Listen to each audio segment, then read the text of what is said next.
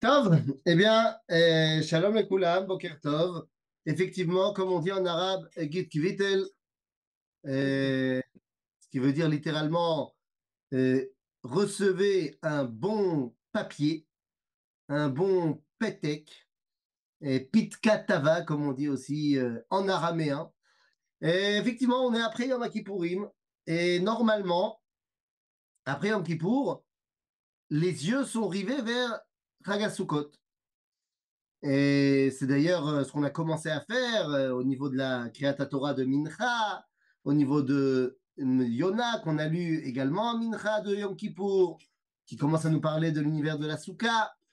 Et c'est ce qui se passe aussi lorsque la mitzvah que nous commençons à préparer dès la fin de Yom Kippour, de construire notre Souka. Ça y est, ma Souka est finie.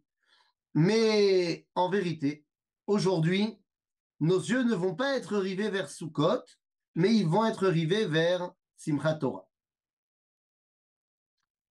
vers Shmini Atzeret et Simchat Torah, puisque la question m'a été posée, et en fait, c'est pas à moi qu'on a posé cette question, c'est à tout le monde, qu'on soit rabbin, pas rabbin, qu'on soit, j'ai envie de te dire, même juif ou pas juif. La question de qu'est-ce qu'on fait avec notre Simchat Torah cette année, eh bien, est une question incontournable. Incontournable, on ne peut pas faire l'économie de la question. Et je vais essayer de voir les choses de manière très halachique d'un côté, mais d'un autre côté, très humain.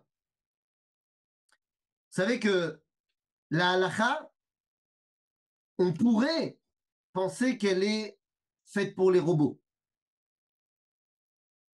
C'est-à-dire que la halacha, elle nous dit ce qu'il faut faire, ce qu'il ne faut pas faire, voilà, c'est tout, point barre.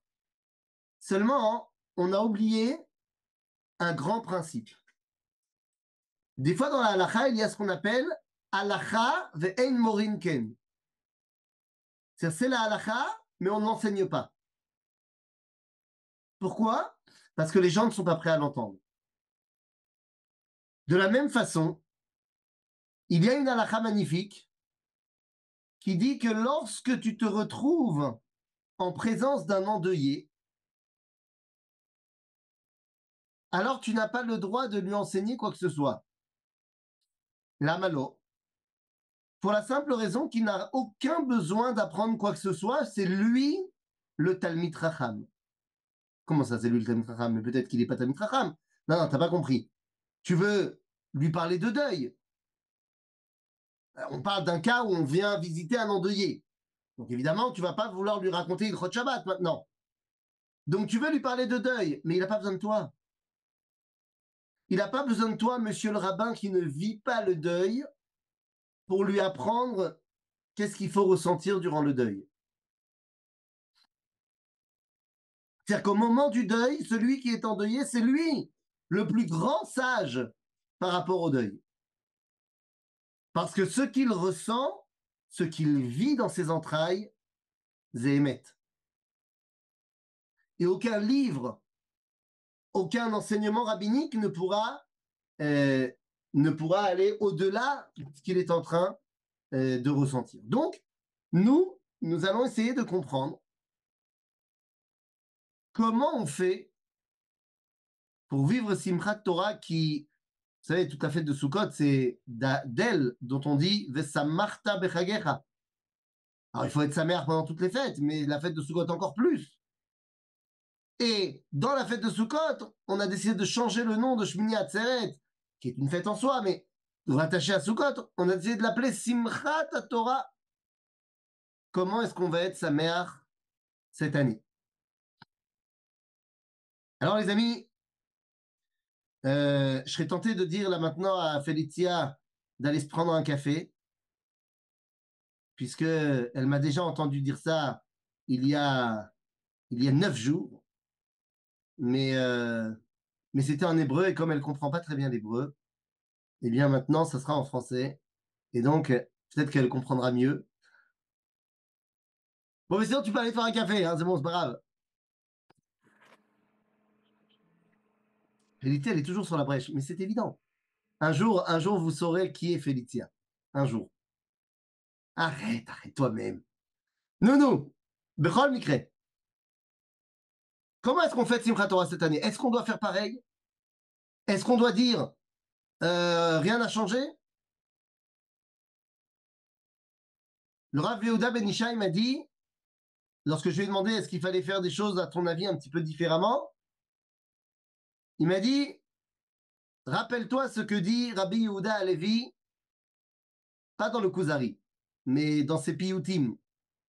Lorsque nous dit Rabbi Yehuda Alevi, Avde Zman, Avde Avadim Hem, Eved Hashem, ou Levado Chofshi.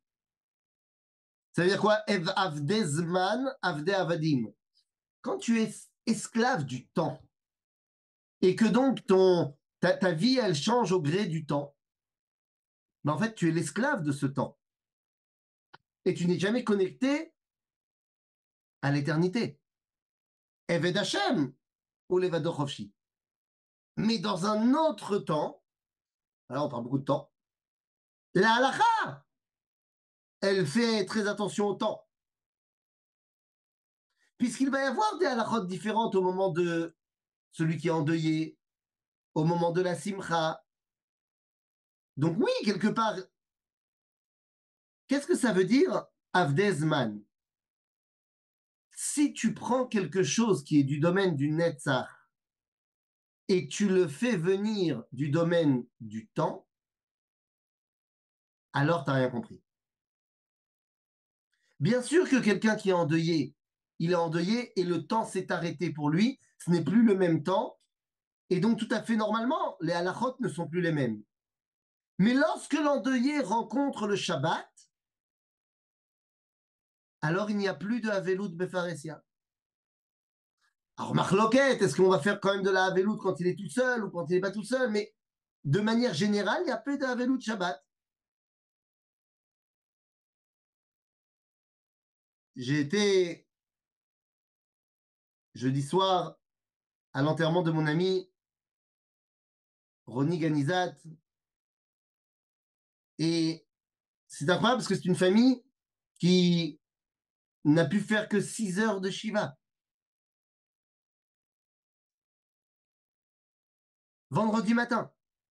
Et après, on rentre dans les préparatifs de Yom Tov, de Yom Kippourim. Pourquoi est-ce qu'on ne continuerait pas la Shiva? Eh bien, tout simplement parce que Yesh Ponetzach. Yom Kippour. Yom Tov. Donc Yom Tov arrête la Shiva. Encore une fois, ça ne veut pas dire qu'au niveau de ce que je ressens, ça y est, je ne suis plus un endeuillé. Mais lorsque je suis face à l'éternel, le temps n'a pas d'emprise. Et les fluctuations du temps n'ont pas d'emprise. Simchat Torah, évidemment que c'est une fête. Shmini Atzeret, Veze Netzach. Mais est-ce qu'on n'aurait pas des petits ajustements à faire? Maintenant, on va essayer de comprendre. Je vous cite, dans un premier temps, le témoignage de ma grand-mère lorsqu'elle est à Auschwitz. Nous sommes en décembre 1944 et elle ne le sait pas, mais dans 3 semaines, elle n'est plus à Auschwitz. Elle ne le sait pas, mais dans 3 semaines, elle commencera les marches de la mort, arrivera en Allemagne, dans un autre camp, et attendra encore 3 mois pour être libérée. Mais évidemment, tout ça, elle ne le sait pas. Tout ce qu'elle sait, c'est que nous sommes en fin décembre et que elle a grandi dans une famille pas religieuse, elle-même n'était pas religieuse, elle a grandi en France, ses parents, donc mes arrière-grands-parents sont arrivés en France après la Première Guerre mondiale. Et donc elle a grandi au rythme de la France, et donc fin décembre, pour elle, ce sont les fêtes évidemment de Noël. Mais elle le sait, dans la tradition juive, c'est également la fête des Lumières, Hanouka. Et elle raconte que ce soir, c'était la première bougie de Hanouka. Et ils avaient décidé de marquer le coup. Et je vous cite. C'était certainement une idée que nous nous faisions, mais la soupe ce soir avait un meilleur goût que d'habitude. Bon, évidemment, c'était pas la soupe était la même, hein, c'était une soupe de rutabaga comme tous les jours. Mais on avait l'impression que c'était meilleur ce soir. Pour nous donner aussi l'impression d'avoir un festin, nous avions réussi à mélanger toutes nos gamelles dans une casserole qu'on avait réussi à dénicher. Ça nous donnait l'impression d'en avoir beaucoup. Et évidemment, une fois que tout le monde a mangé, on était toujours affamés. À ce moment-là, à la fin du repas, l'une des femmes du baraquement était religieuse. Et elle avait réussi à échanger une semaine de ration contre de la graisse de moteur et une mèche. Nous avons mis la graisse dans une chaussure, la mèche dans la graisse, et nous avons réussi à l'allumer. Il était impensable pour nous de ne pas allumer une bougie durant cette fête des Lumières. Évidemment, tout le monde était tout autour de la bougie parce que tout le monde voulait profiter de cette lumière. Et en même temps, il ne fallait pas qu'on puisse de l'extérieur voir qu'il y avait une lumière allumée. À voix basse et de manière très calme, on commençait les chants traditionnels. Je ne les connaissais pas. Certainement Mao Sour, j'imagine. Et après vint les comptines de nos enfances. Frère Jacques, une souris verte. Nous étions 16 Françaises dans le baraquement. Et en nous voyant chanter et rire, les autres femmes du baraquement nous disent, et me disent à moi, qui était la plus jeune, j'avais 16 ans, mais comment vous faites, ces petites Françaises, toujours fleuries, toujours plein d'entrain, toujours souriantes? Et je leur ai répondu, mais enfin, évidemment que nous sourions. Évidemment que nous sommes tous sourires, car nous n'avons pas le droit de baisser la tête devant ces crapules de tortionnaires. Mamie nous dit, tu veux quoi? Tu veux que je sois triste pendant Hanouka? Tu veux que je sois triste et que je leur donne une autre victoire? Évidemment qu'on sera joyeux, car on n'a pas le droit de leur donner nos larmes.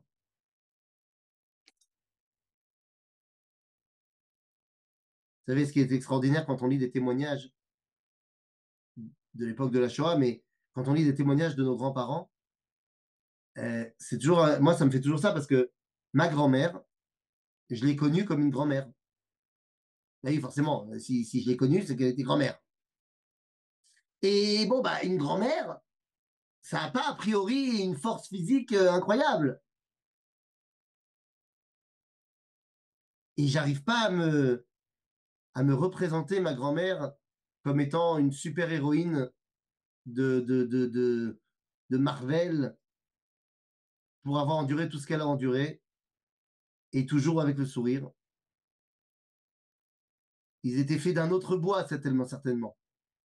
En tout cas, mamie, elle nous dit, on n'a pas le droit de baisser la tête, ce serait leur donner une trop grande victoire. Bon, en vrai, je pourrais m'arrêter là.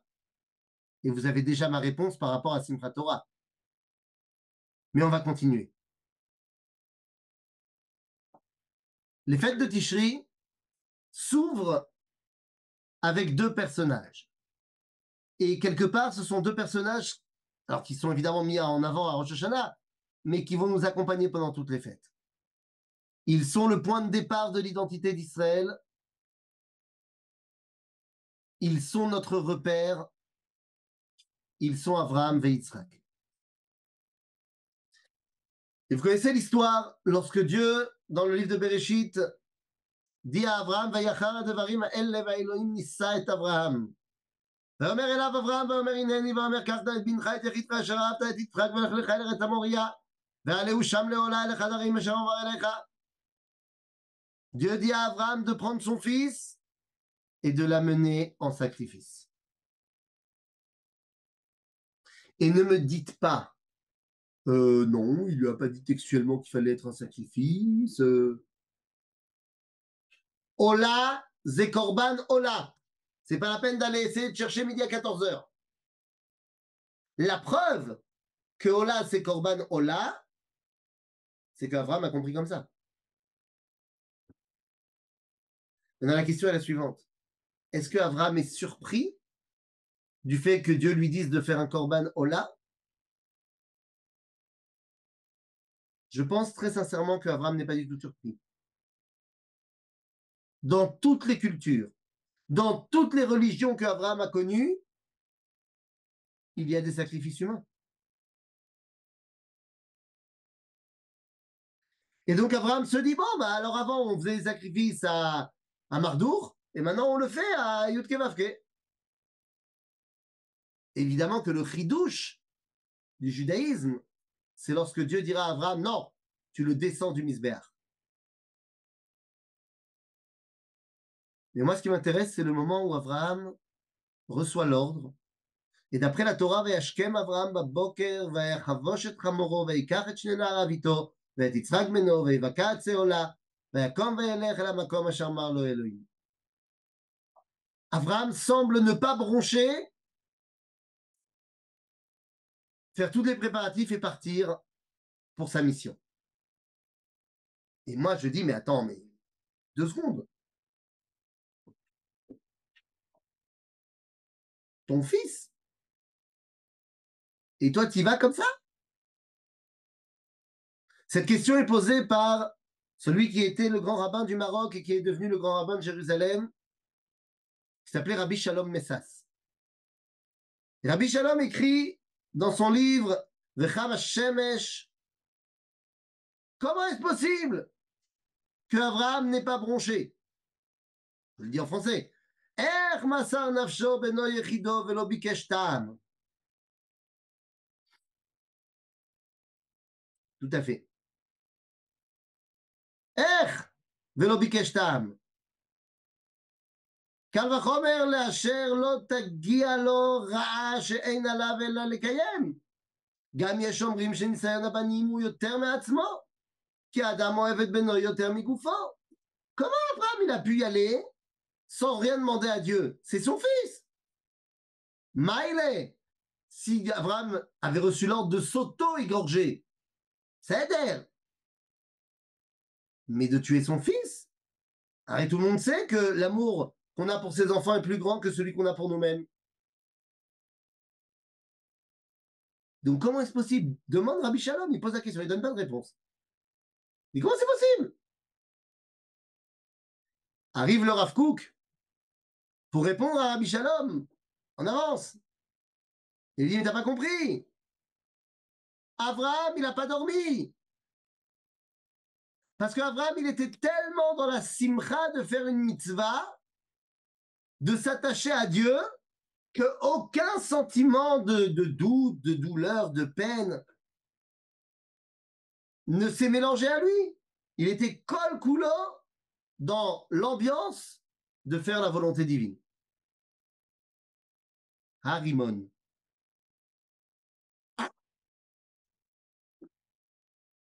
Harimon, ça doit être un concept de Kabbalah que je ne connais pas.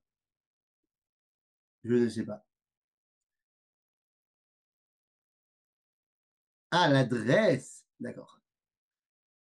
Bekitsour. Donc le Rav Kook lui dit, tu sais pourquoi il n'a pas bronché? Parce qu'Abraham il était dans une sphère tellement plus élevée.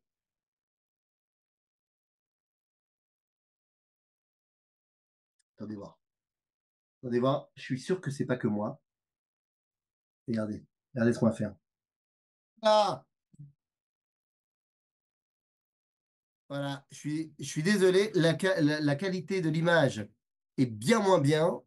Dites-moi ce que vous préférez. Mais ça bouge plus. Avant? On revient avant ou on reste comme ça? On revient avant? On revient avant. Très bien. Très bien. Alors allons-y. Et voilà, c'est parti. Hop là. Et voilà, c'est reparti. Yofi. Bon, on espère que ça bougera pas trop. Oui, tout à fait, bien évidemment. Bekitsour. Donc, nous dit le Rav Kook, en fait, Abraham, il n'a pas bronché parce qu'Abraham, il est tellement au-delà de tout ça. Il est connecté avec le fait de pouvoir faire une mitzvah. Zéou. Mais moi, quand je lis ces paroles du Rav Kook, j'arrive pas à me connecter avec Abraham. Parce que je me dis, c'est trop grand pour moi. C'est pas possible. C'est comme quand on avait expliqué que lorsque Aaron vient de perdre ses enfants Nadav et Avihu, et que Moshe essaye de le réconforter, alors on dit va idom à Aaron. Il n'a pas bronché. Et c'est pour ça que je suis tellement heureux d'entendre le Ramban dire que Aaron, c'est pas qu'il n'a pas bronché. Aaron, il a d'abord versé des torrents de larmes à voix haute. Et après, il n'a pas bronché.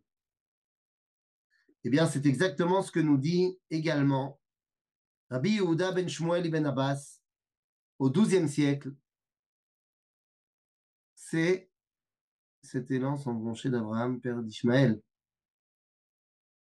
Ah, je sais pas. Je sais pas, peut-être. Peut-être qu'il y a une influence islamiste de l'islam, de dire que Abraham, il n'a pas bronché. Bon, le Rav Kook, il n'a pas vraiment grandi dans les terres de l'islam, mais attends, Zemanien. En tout cas, hein, écrit Rabbi Yehuda ben Shmuel ibn Abbas, qui lui a... Non, non, non, non, non, les amis, c'est pas de la Emouna. Non, non, on se calme. C'est pas de la Emouna. Tu peux me dire qu'Abraham, il est dans un univers que nous, on comprend pas, d'accord, mais c'est pas une question de Emouna. Parce que même quand tu es plein de Emouna, tu peux avoir mal. Et j'en veux pour preuve Yov. Évidemment qu'on ne peut pas comparer nos pères à notre niveau. Razal nous dit, si les Rishonim sont comme des hommes, alors nous, on est comme des ânes. Et si nous, on est comme des hommes, alors nos premiers, nos ancêtres, sont comme des malachim. Évidemment que Abraham, il a absolument pas notre niveau. Mais d'un autre côté, il n'est pas que Abraham. Abraham, il est Abraham, mais il est aussi Avinu. J'ai pris de lui des qualités qui ont forgé l'identité d'Israël. Donc, c'est pas aussi évident que Abraham, faut pas essayer de se comparer. Bien sûr qu'on se compare pas, parce qu'Abraham, il est au-delà de nous, sans aucun doute. Mais on doit apprendre de lui. OK? Donc, c'est pour ça que nous dit Rabotai Rabbi Yehuda ibn Shmuel ibn Abbas, qui écrit au XIIe siècle ce piout magnifique que les Sfaradim vont chanter à Rosh Hashanah, le piout de Etchaare Ratzon. Et là-bas, Rabbi Yehuda nous dit, il met tout le monde d'accord en fait. Il dit Vaïm or yomam be'inam lail ve'amon damav nozlim b'chail. C'est-à-dire qu'il est en larmes toute la nuit, Abraham. Aïn bemar bocha ve'lev samer. Oked ve'anekad ve'amizbeach. Aïn bemar bocha ve'lev samer. עוקד והנקד והמזבח. Évidemment, Abraham, il est en larmes. Aval bifnim, alev sameach. Est-ce qu'un avis peut avoir un safek sur le fait que c'est bien Dieu qui s'adresse à lui? Non. Mais je ne peux pas te donner plus de preuves que ça parce que j'ai jamais été navi. Mais le Rambam nous dit que lorsque Dieu s'adresse au prophète, il n'y a pas besoin d'autres preuves pour lui. C'est comme toi, quand tu vas dehors, tu n'as pas besoin de preuves pour t'expliquer qu'il fait jour.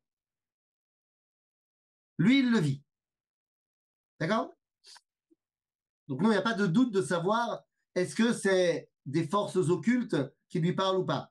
Ça aurait pu, si on avait parlé de Malachim. Alors là, on aurait pu dire est-ce que c'est des Malachim Chabala ou est-ce que c'est pas des Malachim Chabala. Mais là, c'est Hachem. C'est comme c'est Akadosh Baruch Hu, il n'y a pas de débat là-dessus. Bekitsour,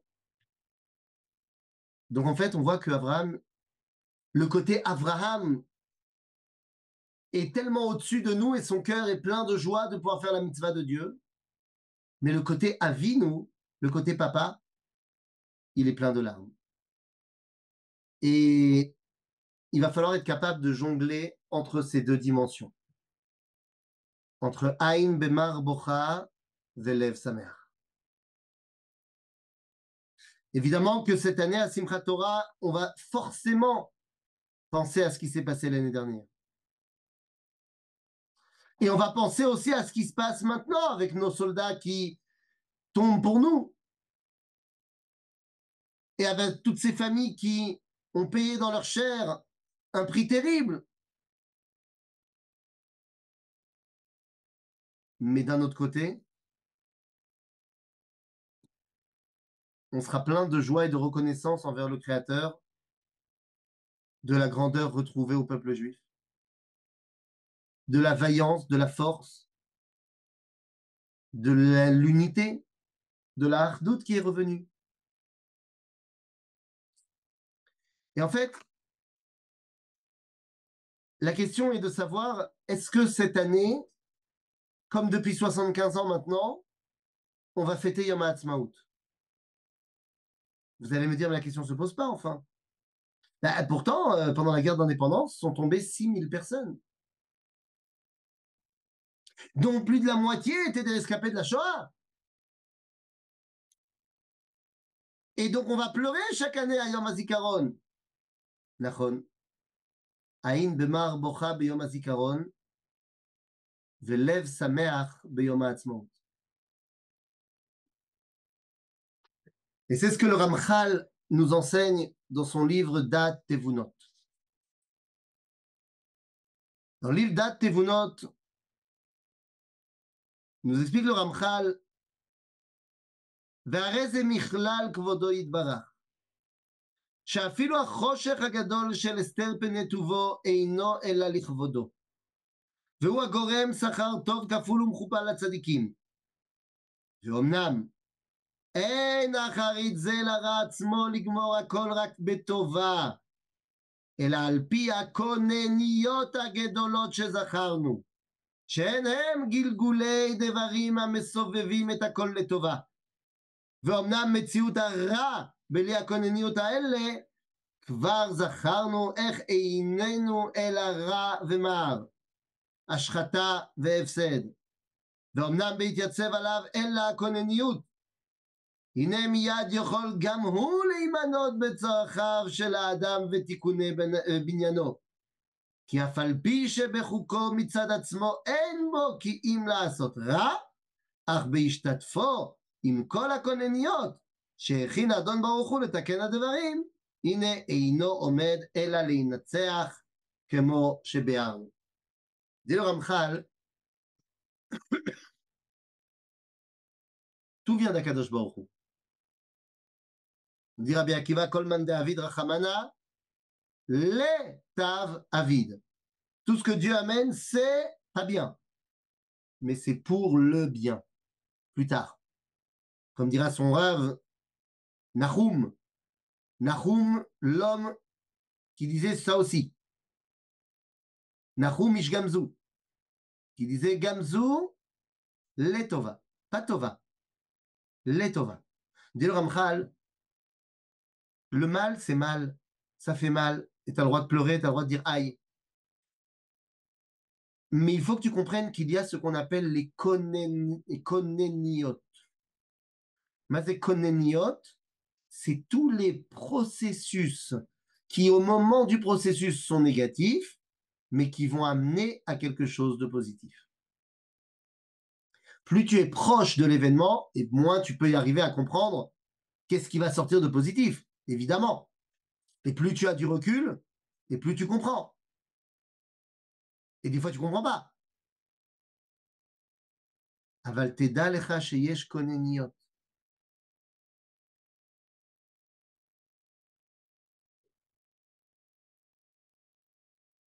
Évidemment que ce qui nous est arrivé à Simchat Torah l'année dernière est terrible.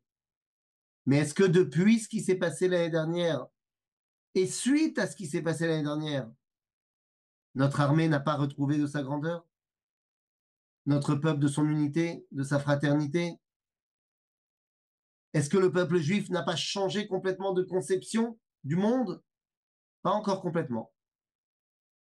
Mais est-ce que ça n'a pas commencé? Est-ce qu'il n'y a pas eu des vagues d'entraide incroyables, de Havat Israël fantastique?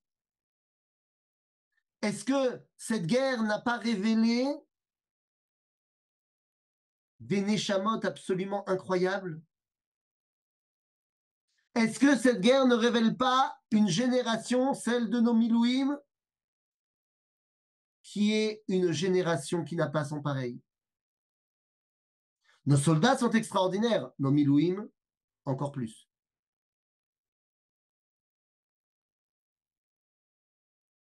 À Koneniot.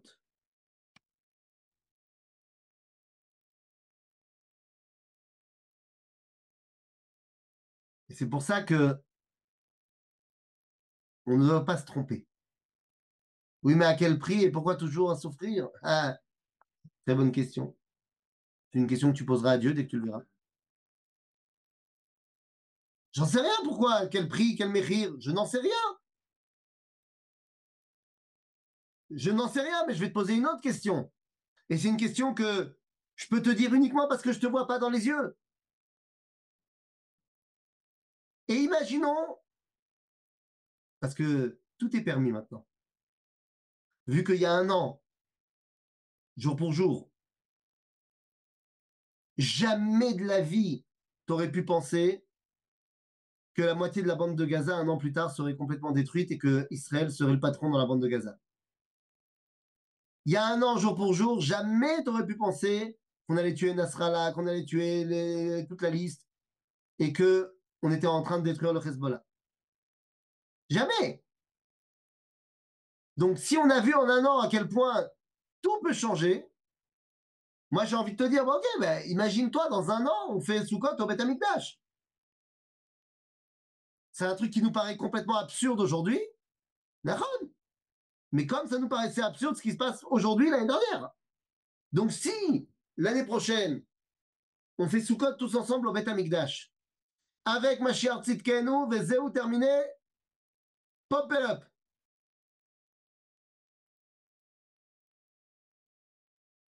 Et qu'on saura que la guerre qui a amené au dévoilement divin de Vaya Bayom Haou Yeh Hashem Echad ou Shmo Echad, elle nous aura coûté 2000 personnes. Ouais, vous dites Amen, mais vous écoutez pas la fin de la phrase. Dans un an, on sera au Beth Amikdash, B'neder Bezrat Hashem, Amen, Amen, Amen. Aval, même ça, sera au Beth Amikdash, le Mashiach, tout ça.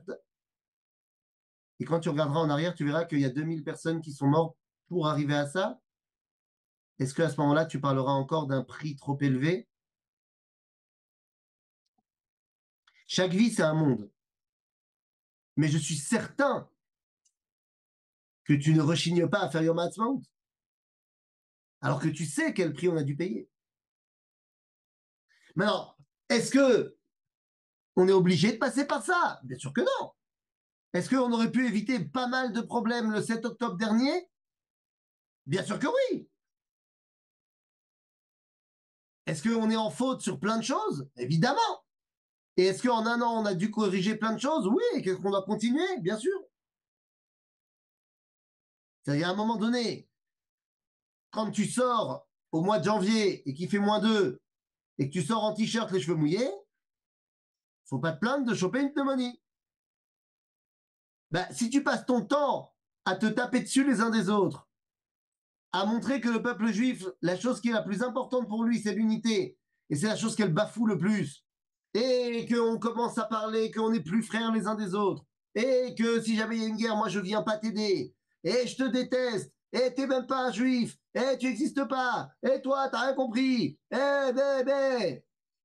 Faut pas s'étonner que nos ennemis, ils viennent nous attaquer à ce moment-là. Faut pas être bête. Évidemment que tu crées une situation où viens pas te plaindre qu'après tu dois souffrir. Est-ce qu'on aurait pu éviter ça? Ben évidemment. Est-ce qu'on est obligé tout le temps de se faire taper dessus ou de s'entre-taper dessus pour comprendre que peut-être qu'on devrait arrêter tout ça? J'espère que ça y est, on a compris. J'espère. Mais tout ça pour dire que... Mais non! Ah là là, Rabotaille, c'est le meilleur moyen de ne pas réussir à corriger nos erreurs, c'est de ne pas vouloir ouvrir les yeux. Les fautifs du 7 octobre, c'est le Hamas. Et c'est pour ça qu'on leur a tué près de 40 à 50 000 personnes depuis le début de la guerre. Et qu'on va continuer. Et que c'est très bien qu'on détruise le Hamas jusqu'au bout. Ils sont les premiers responsables. Et toutes les personnes dans la bande de Gaza qui ont prêté main forte, qui ont caché une arme, caché un drapeau du Hamas à l'intérieur de la maison, sont coupables tout autant que les mecs qui ont traversé la frontière. Évidemment que les coupables du 7 octobre, c'est le Hamas. Que les coupables de tous les missiles qui ont été envoyés depuis le 8 octobre, depuis le Liban, c'est le Hezbollah et tous ceux qui les aident. Et que donc, c'est très bien de les éradiquer jusqu'au bout. Tous nos ennemis et tous les terroristes. Des kefs, il n'y a pas de problème. C'est tout à fait normal. Et je ne remets pas la faute du pogrom sur ceux qui n'ont pas fait le pogrom. Mais, dans un même temps, on doit aussi être capable de se regarder les yeux dans les yeux et de se dire, mais on a fait n'importe quoi avant. On a fait n'importe quoi. Ça ne veut pas dire que c'est nous qui avons appelé le Hamas en disant, allez, venez, faites-nous un pogrom. Bien sûr que non.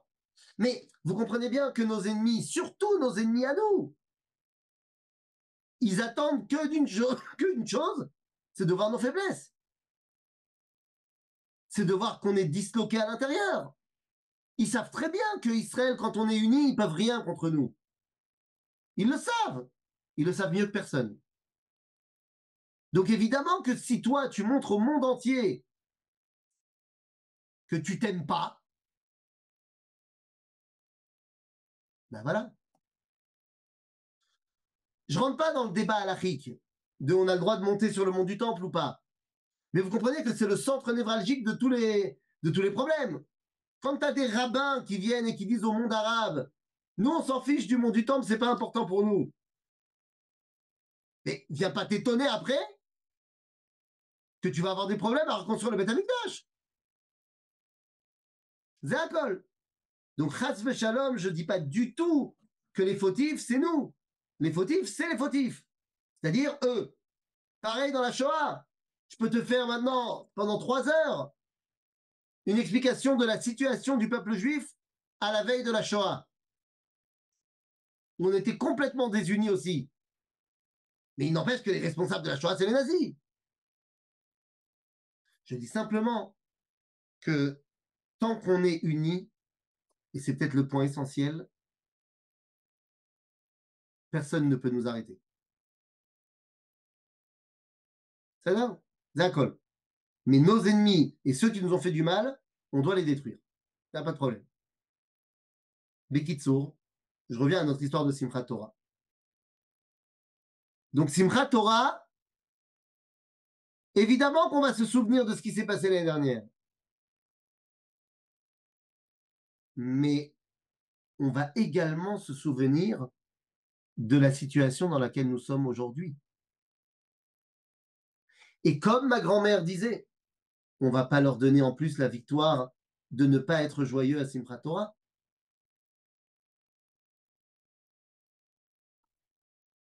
Cette question a été posée dans le livre She'elot Utshuvot Mima Hamakim du Rav Ephraim Moshri. Dans le ghetto de Varsovie, en septembre 1942, il y a eu le dernier Simchat Torah du ghetto.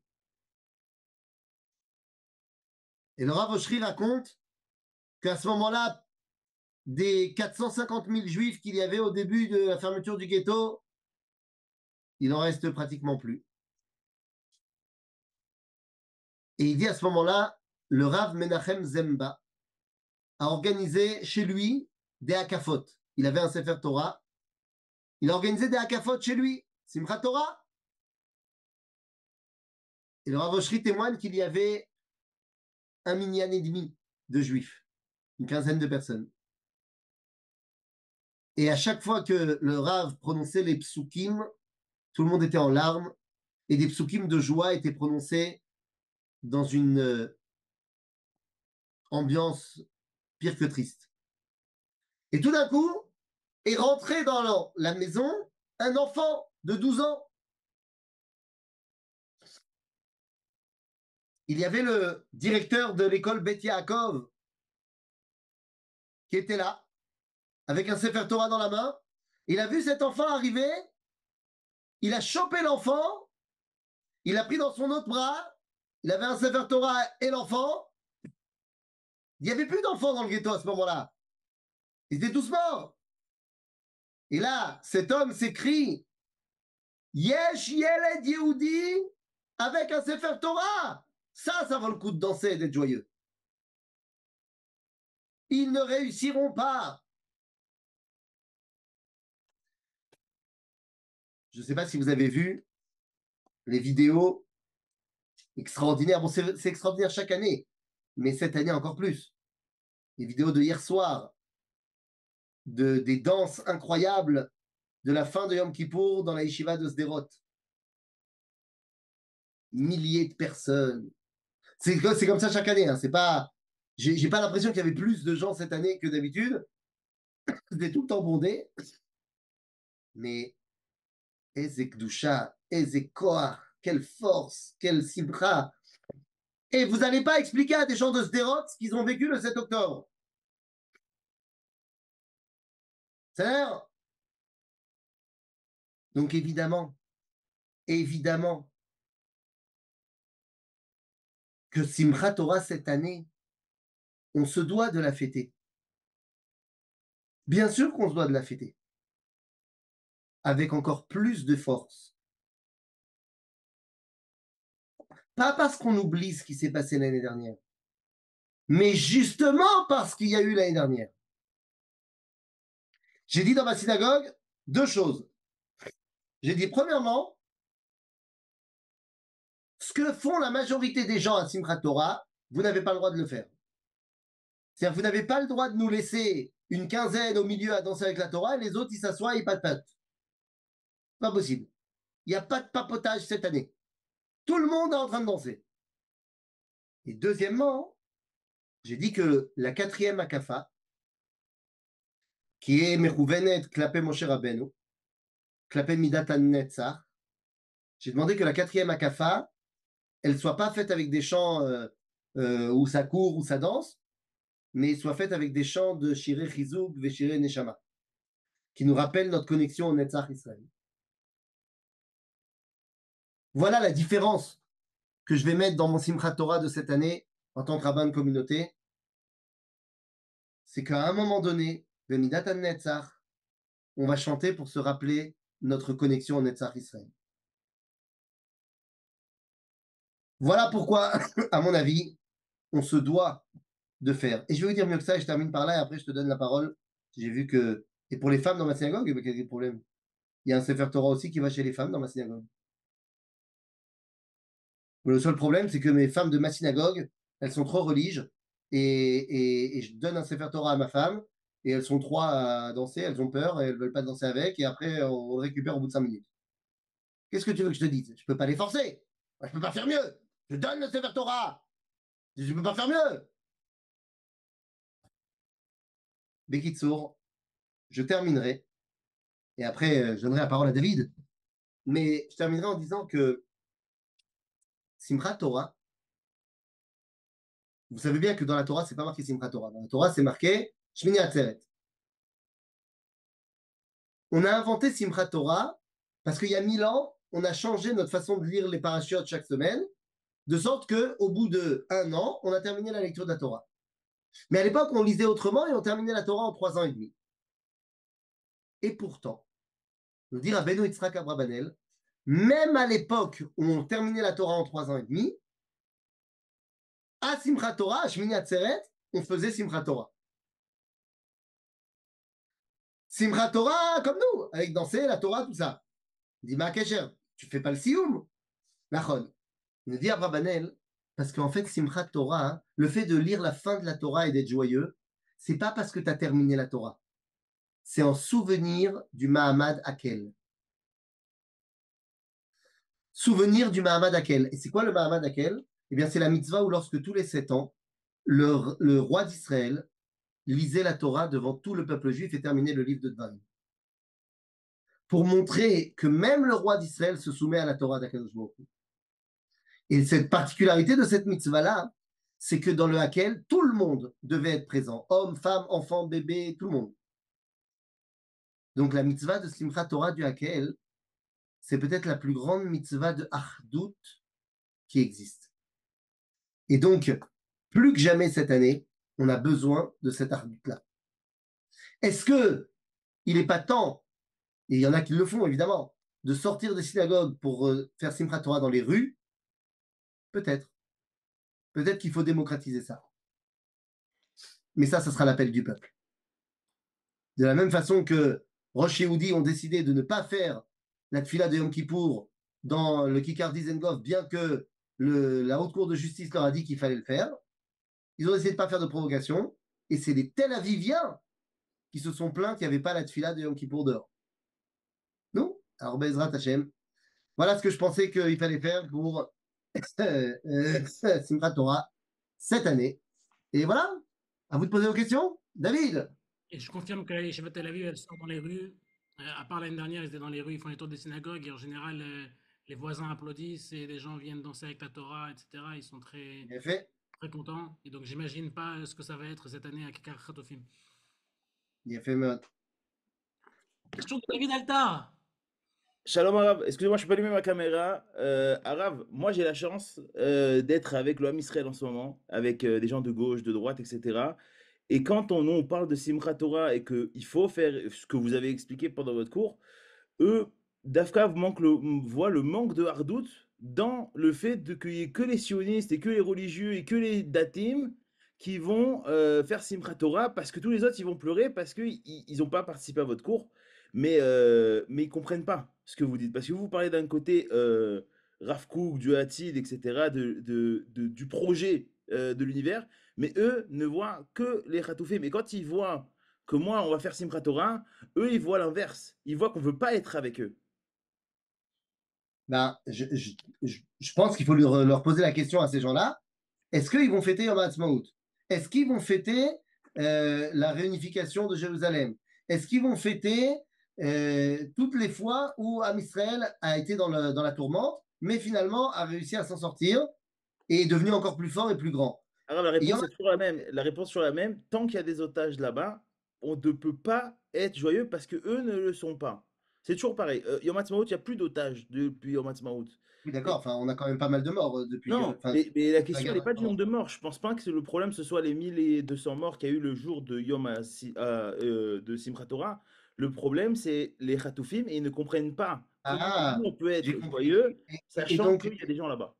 Et donc, quand pendant plus de 20 ans, Jonathan Pollard il était en prison parce qu'il a voulu aider le peuple juif, ça ne leur a pas empêché de faire un vernissage. Alors, vous pouvez pas comparer la prison américaine et les tunnels du Hamas. Très bien. Donc, on va parler maintenant, si tu veux, de l'année passée dans les geôles des Jordaniens avant qu'il y ait l'échange de prisonniers à la fin de la guerre d'indépendance. Est-ce que ça a empêché les gens d'être chez eux et de faire leur petite soirée et tout ça?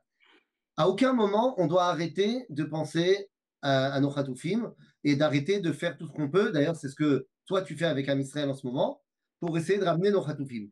Et c'est évident que tant qu'ils sont là-bas, notre Simcha n'est pas complète. Zénachon. Mais est-ce que ça veut dire qu'il n'y a pas de Simcha du tout? Est-ce que ça veut dire que on n'aura pu se marier alors qu'il y a des Khatoufim? Est-ce que ça veut dire que on ne va plus vivre parce qu'il y a des Khatoufim? Cette question, elle a déjà été posée il y a 2000 ans, lorsque le Beth Amikdash a été détruit et qu'on n'avait pas des Khatoufim. On avait tout un peuple qui a été envoyé en exil. Eh bien, les Chachamim se sont posé la question, qu'est-ce qu'on doit faire? Certains ont dit, on arrête de manger de la viande, parce que la viande, c'était les corbanotes. Il n'y a plus de corbanotes, plus de viande. Après, ils ont dit, on arrête de manger aussi des céréales, parce qu'il y avait des ménachot, plus de céréales. On arrête de manger des fruits parce qu'il y avait des bikurim. Et il n'y a plus de bikurim, plus de fruits. Et quand ils sont arrivés à dire, bah, on arrête de boire de l'eau parce qu'il y avait Nissou Hamaim, alors là, ils ont dit, ah, oh, oh, oh, calmez-vous. Et donc, finalement, a été mis en place des lois particulières pour des temps particuliers. Par exemple, pendant les 9 jours avant Tisha B'Av, pendant Tisha B'Av, où il y a des moments de recueillement, des moments où on te dit, là, c'est pas le moment de la joie. Là, c'est le moment du deuil du peuple juif. Et ça, c'est très important. C'est le Rashi à la fin de la paracha de Bereshit, qui nous dit Simcha bezman simcha, ve'evel bezman evel. J'ai aucun problème qu'on décrète un nouveau jour, pendant le mois de Rejvan, pourquoi pas, un jour de deuil national pour les événements de cette octobre. D'ailleurs, entre parenthèses, Ce sera le cas le 7 octobre. voilà, ça va être fait le 7 octobre. Parce que c'est pas Simchat Torah le 7 octobre, toujours. Donc ça sera le 7 octobre. Jour de deuil national. Au contraire, il faut le faire. Et un autre jour de prière nationale pour le retour des otages. Chaque semaine. Maintenant, moi, je veux bien qu'on me dise, vous n'êtes pas avec la Simcha, enfin, dans votre Simcha, vous n'êtes pas avec les Khatoufim, tout ça. Mais en même temps, et là, je pose une vraie question. Toi, monsieur tout le monde, j'imagine que dans ce que tu dis, David, c'est des gens qui ne sont pas forcément connectés avec la Torah. Donc, je te pose la question, monsieur tout le monde, et je ne parle pas à la famille du Khatouf. La famille du Khatouf, je n'ai pas besoin de lui expliquer, évidemment. Mais je parle à monsieur tout le monde. Qu'est-ce que tu fais, toi, au quotidien, quand tu n'es pas à l'armée? Quand tu n'es pas à l'armée, qu'est-ce que tu fais au quotidien pour penser au Khatoufim? Parce que moi, je sais que depuis qu'il y a le 7 octobre, tous les matins, tous les midis, tous les soirs, dans la synagogue, je fais des tfilotes pour la libération des Khatoufim. Tous les jours, 3 fois par jour, je fais 2 Teilim et un chant de Achenu Kol Bet Israël tous les jours pour le retour des Khatoufim. Qu'est-ce que toi tu fais au quotidien? Tu es en train de m'accuser de ne pas, pas toi David, mais je veux dire, tu es en train de m'accuser de ne pas souffrir la souffrance de mes Khatoufim? Je te dis au contraire. C'est parce que mes Khatoufim, ils voient que la force du peuple juif, elle n'est jamais ébranlée, qu'ils peuvent avoir l'espoir qu'on vienne les chercher un jour. C'est parce que tous les jours, je pense à eux, que lorsque je vais prendre ma Torah et que je vais danser avec, ça sera aussi pour eux. Voilà, j'ai pas d'autres réponses. Et David, Toda enfin, Rav. si je peux me permettre de compléter avec le témoignage de la mère de Yotam Chaim, qui est un Khatouf, qui a été mort, qui a été tué par les soldats, etc., au moment où on essaie de le libérer, et qui, tout au long de même quand il était encore Khatouf, elle disait une phrase qui, au final, pourrait être du Ramchal, qui est écrite dans le Ramchal de dire Lifchor lirot et atov, de voir même dans le mal le tov, de voir dans chaque chose le tzad atov. Donc, quand une mère de Khatouf, elle te dit quelque chose comme ça, je pense Oui, que mais elle est religieuse. non, elle n'était pas religieuse à la base. Elle n'était aucun rapport avec la religion. Justement, elle a découvert son lien avec le Yahadut pendant que son fils était otage. Elle avait aucun rapport avec la religion. Il faut regarder son témoignage, vraiment. On a la chance de l'avoir vu en live et je pense qu'elle peut parler à beaucoup de gens. Bon, ben, moi j'ai une idée. Je vais ramener le Rav Fison et Zachary à l'armée. Et, et vous allez parler aux soldats. Ramène la mère.